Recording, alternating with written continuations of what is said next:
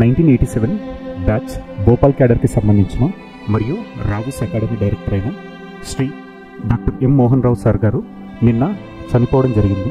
So ఈ విషయం మనకేంటి అంటే చాలా బాధాకరమైన విషయం. కానీ సార్ ఏంటి అంటే ఎం మోహన్ రావు సార్ అంటే మనకేంటి అంటే నీతి నిజాయితీకి పర్యాయ పదం లాంటి వాళ్ళు. సో ఆయన ఏంటంటే తెలుగు ప్రాంతం నుంచి మనకు 20వ శతాబ్దం చివరిలోనే అఖిల భారత సర్వీస్లోకి ఎంపికవడం జరిగింది. సో తద్వారా ఆయన భోపాల్లో ప్రవేశపెట్టిన చాలా ఇనిషియేటివ్స్ ఏంటి అంటే భోపాల్కే కాకుండా మరియు ఆ మధ్యప్రదేశ్ ప్రాంతానికి కాకుండా దేశానికి గర్వకారణంగా నిలిచాయి. అందులో మనం డిస్కస్ చేయాల్సిన దాంట్లో ఇంపార్టెంట్ విషయం ఏంటి అంటే దేవాస్ మోడల్.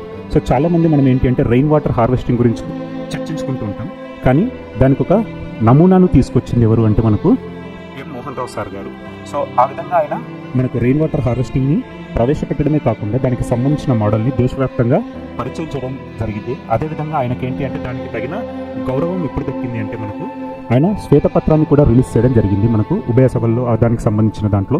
సో ఈ విధంగా సార్ ఏంటి అంటే తనలాగే చాలామంది విద్యార్థులు కూడా అత్యున్నతమైన స్థానాలకు చేరుకోవాలని చెప్పేసి ముందుగా భోపాల్లో ఆయన బ్రాంచ్ ఓపెన్ చేయడం జరిగింది.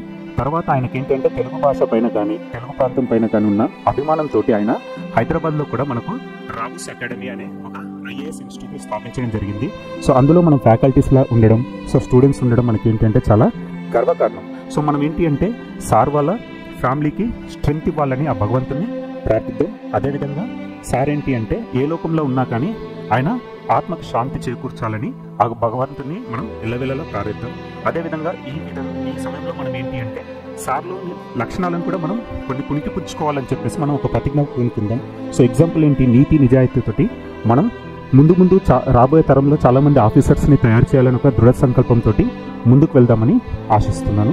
సో అదేవిధంగా సార్ ఎక్కడున్నా కానీ ఆయన ఆత్మకు శాంతి చేకూరాలని చెప్పేసి ఆ భగవంతుని కోరుకుంటున్నాను. అదేవిధంగా సార్ వాళ్ళ కుటుంబ సభ్యులకు మరియు మన అకాడమీకి కూడా సార్ సపోర్ట్ ఎప్పుడూ ఉంటుంది.